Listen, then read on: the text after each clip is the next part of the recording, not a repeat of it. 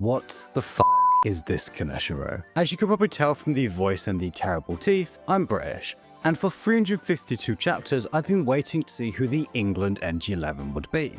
And I got this, Kunigami 2.0. Somehow even edgier than he's become. The hair, the dead eyes, the I have no ego, the kind of being an attacker but actually a defender. Everything is basically the same. This is simply not what I was expecting. And on that note, Blue Lock are kind of stupid. They've got a decisive match against England and they haven't done a single second of research on them because they have no idea who presumably their star player is.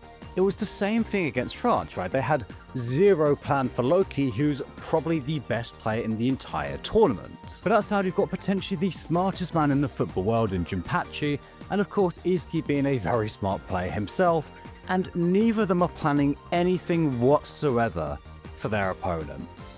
Not gonna lie, it feels like a huge oversight from the author. That aside, this chapter is actually super interesting because firstly, Barasuta complains about losing loads of money and how he's running side B and things, and that got me thinking, why has no one from Blue Lock clocked that Nagi could be in this? In fact, they should know that he's in this, right? Because Barasuta is broadcasting this to the world. Nagi is already very well known and popular. He should be trending online or even in some promotional material somewhere. Yet no one from Blue Lock has seen that. Is Barasuta somehow covering that up? I don't see why he would. And on that note, he also seemed to be lying to Jinpachi about how Sai can't join him because of his contract says so. You know, he's not telling Jinpachi that it's actually Sai's decision, even though I'm sure he'll find out at some point. I'm not really sure what he's scheming there or who this person he's calling could be. I do wonder if when Teddy refers to Fox, this is potentially a codename for Barasuta, but probably not. It's probably just one of his teammates, right? There's also Blue Lock openly criticizing and talking about Jinpachi for the first time in the entire series, which is really interesting to me because obviously up until now there's been this silent but very concrete trust from the players in Jinpachi. You know, they go along with everything he says. They believe everything he's teaching them is for their own good and that it is going to benefit them. In one match, it is completely gone. And again, it obviously makes total sense that would be the case. I'm not saying it's bad or anything like that, just that is very interesting. Almost as interesting as this doof has shown up out of nowhere in Japan's training.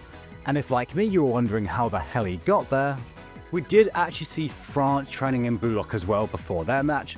So I guess before their matches against Japan, teams are allowed to train in Blue Lock if they really want to. Who knows?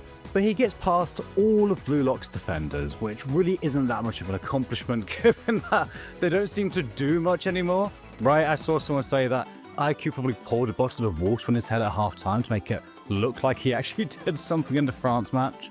But besides Teddy's weird thing of, oh, please forfeit and then saying he's going to kill them all, okay.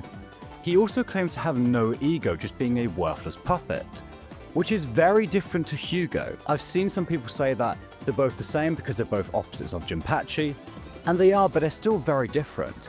Hugo had an incredibly strong desire. He had a huge ego in Blue Lock's sense of the word. His ego compass from the last chapter was very, very strong. You know, his desire to win the World Cup was extremely strong. He just uses that ego in a very different way to a lot of Blue Lock. You know, even Izuki acknowledges how ambitious Hugo actually is, whereas Teddy seems to have no desires whatsoever.